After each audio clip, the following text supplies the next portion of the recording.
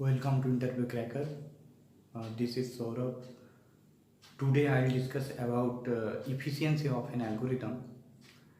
In that video, particularly we understand the TN function and the big O notation. In the previous lecture, I already discussed that the efficiency of an algorithm depends on the input size of an algorithm. Efficiency of an algorithm, how the algorithm behaves when the input size is increased. जब हम input size को increase करेंगे तो in the previous lecture हम देख चुके हैं दो ठो algorithm for the same problem and we understand that input size when increase then which of the algorithm is better and that is the efficiency of an algorithm. तो आज हम पहले हम एक सर्चिंग प्रोसेस जो लीनियर सर्च बोला जाता है उसको पहले हम देखते हैं. जो लीनियर सर्च होता है इसमें एक एरे लिया जाता है. जो एरे जो एरे है दोस्तों इसका साइज है 4 एंड इसमें कुछ आइटम जैसे 5 इसको सर्च करना है. इस जो एरे है इस एरे में कौन सा लोकेशन में ये 5 है इसको सर्च करके हमको रिटर्न करना है.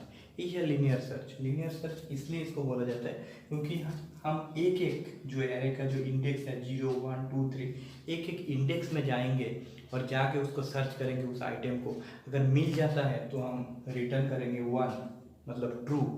अगर नहीं मिलता है अनसक्सेसफुली सर्च होगा तो रिटर्न करेंगे -1. तो इसमें देखिए दोस्तों एक फॉर लूप है. फॉर लूप 0 से n मतलब इसमें तो 4 है तो 4 तक मतलब ये जो लूप है एक 4 टाइम चलेगा. और ये जो स्टेटमेंट है इस क्या करेगा चेक करेगा वो आइटम इसमें प्रेजेंट है या नहीं है. जो भी लोकेशन है अगर रिटर्न करेगा 1 अगर उसको मिल जाता है तो लोकेशन को रिटर्न कर देगा. तो इसमें अगर हम देखेंगे TN इसमें हम कैलकुलेट करेंगे TN वैल्यू. TN का मतलब क्या होता है running time as function of input size n. इसका मतलब है TN एग्जीक्यूशन टाइम है. अगर इनपुट साइज हम जानते हैं इनपुट साइज अगर ज़्यादा होगा तो एग्जीक्यूशन टाइम ज़्यादा लगेगा. तो इफिशिएंसी ऑफ द एल्गोरिथम अगर हमको कैलकुलेट करना है पहले तो हमको TN का कैलकुलेशन करना पड़ेगा. TN मतलब होता है जो रनिंग टाइम इसका मतलब है execution time for the input size n. तो इसमें अगर हम देखेंगे तो ये जो स्टेटमेंट है तो हर एक जो भी स्टेटमेंट है इसमें जो प्रिमिटिव ऑपरेशन है जैसे assignment comparison input output arithmetic operation हर एक जो है दोस्तों ये जो ऑपरेशन है इसका ऊपर डिपेंड करता है एफिशिएंसी ऑफ एन एल्गोरिथम. तो इसमें जो अगर देखेंगे ये जो स्टेटमेंट है ये एक सीक्वेंस स्टेटमेंट है सीक्वेंशियल इंस्ट्रक्शन है. इसके लिए कांस्टेंट टाइम लगता है तो इसको हम C1 पकड़ लेते हैं. और ये जो इंस्ट्रक्शन है ये भी सीक्वेंशियल ही होगा और ये भी सीक्वेंशियल और दोस्तों ये भी सीक्वेंशियल है. मगर ये जो लूप है ये n टाइम्स चलेगा. तो इसको अगर कैलकुलेट करेंगे हम TN मतलब execution time in the term of input size. तो इसको अगर कैलकुलेट करेंगे तो इसको हमको मिल जाएगा C1 प्लस ये जो C2 स्टेटमेंट है ये दोस्तों n टाइम्स चलेगा. अगर ये ट्रू होगा तो ये जो रिटर्न करेगा वो एक टाइम ही चलेगा.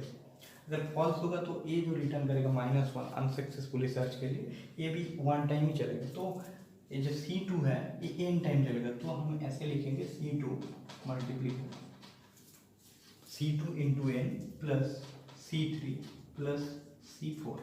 तो ये हो गया दोस्तों TN. अगर इसको हम TN को अगर हम कांस्टेंट जो टर्म में इसको मिक्सिंग कर देंगे तो ये जनरल हो जाएगा जैसे 3C. अगर C1 C3 C4 we consider that the term is one constant like C. तो 3C plus C2 star n. इसको भी अगर कांस्टेंट टर्म को हम तो देखिए दोस्तों ये जो कांस्टेंट टर्म जो है ये बहुत कम होता है. मतलब ये जो एग्जीक्यूशन टाइम इसके लिए जो सीक्वेंशियल इंस्ट्रक्शन है इसके लिए एग्जीक्यूशन करने के लिए बहुत कम टाइम लगता है. तो हम लोग का जो बिग ओ नोटेशन इसके बाद टी एन के बाद हमको फाइंड करना है। बिग ओ क्या बोलते हैं कि fastest going term and discard lower term. इसका मतलब है बिग ओ बोलता है जो भी फास्टेस्ट ग्रोइंग टर्म है उसको हम रखेंगे और जो नेग्लिजिबल है, जो लेस ग्रोइंग टर्म है, उसको हम डिस्कार्ड कर देंगे। तो इसमें अगर आप देखेंगे एग्जीक्यूशन टाइम जो लूप है इसके लिए एग्जीक्यूशन टाइम ज़्यादा लगेगा, क्योंकि ये जो स्टेटमेंट है if A I equal to item, इसको ये जो स्टेटमेंट एन टाइम्स चलता है, तो इसके लिए हम लोग का एग्जीक्यूशन टाइम ज़्यादा लग रहा है। तो ये जो है फास्टेस्ट गोइंग टर्म, तो इसको हम बिग ओ में ये जो टर्म है 3C और C2 इसको हम डिस्कार्ड कर देंगे, क्योंकि ये कांस्टेंट टर्म है, ये नेग्लिजिबल टर्म है। तो इसके बाद हम लिख देंगे ऑर्डर ऑफ एन। ये जो एग्जीक्यूशन टाइम है बिग ओ में इसको बोला जाएगा ऑर्डर ऑफ एन। तो दोस्तों हम टी एन कैसे सीखे, टी एन कैसे कैलकुलेट किया जाएगा, उसके बाद बिग ओ में हम अगर एन लिखेंगे, इसका मतलब है इसका जो एग्जीक्यूशन टाइम है मैक्सिमम ऑर्डर ऑफ एन होगा। तो इसमें अगर देखेंगे इसमें बहुत, तो देखिए for one problem if we have 3 solution, one problem we have 3 solution and that are like, इसमें कुछ प्रॉब्लम, एक प्रॉब्लम है उसका 3 ठो, जैसे प्रीवियस वाला वीडियो में हम देखे थे एक प्रॉब्लम को सॉल्व करने के लिए मल्टीपल एल्गोरिदम रहता है, ऐसे ही एक प्रॉब्लम है इसमें 3 ठो एल्गोरिदम है। इसका टी एन वैल्यू मतलब टाइम, एग्जीक्यूशन टाइम जो रनिंग टाइम है in the term of input size, इसमें हम निकल के रखे हैं।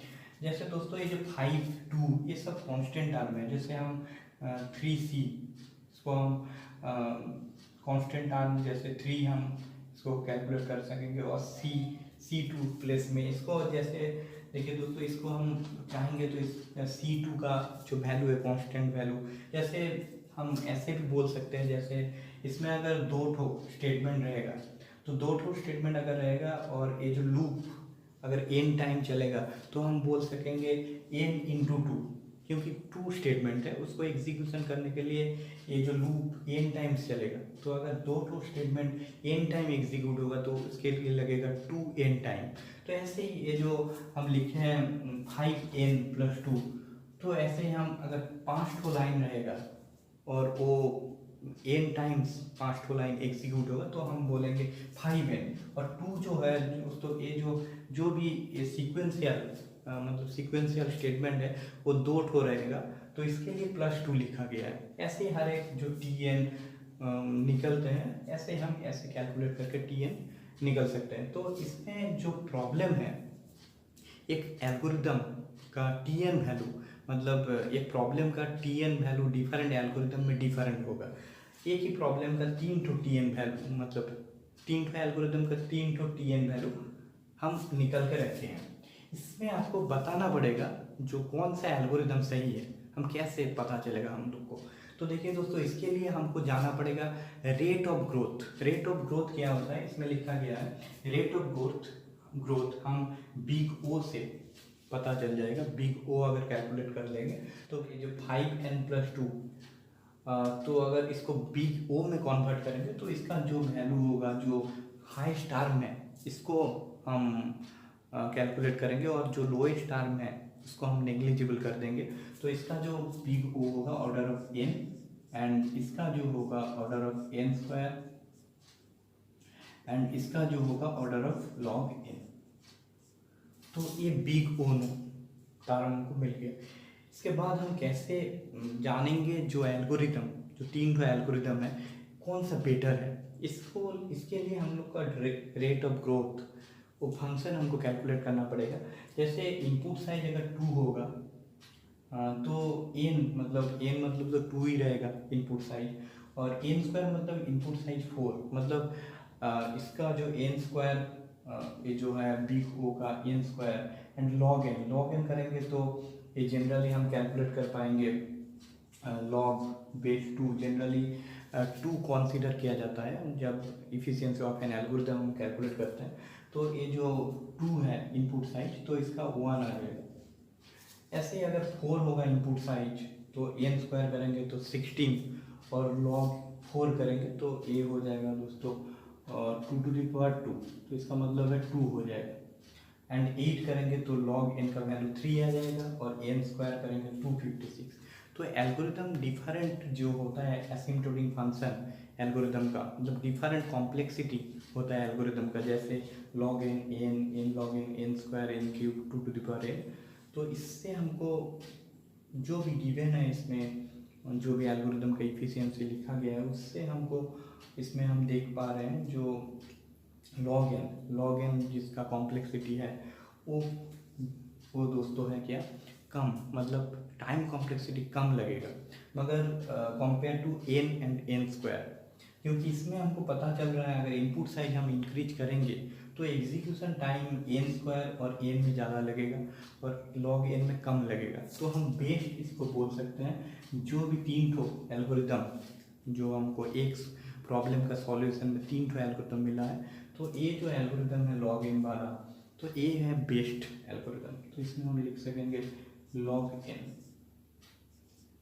तो ऑर्डर ऑफ log n ये it is the best algorithm for that problem. तो it's all about the efficiency of an algorithm।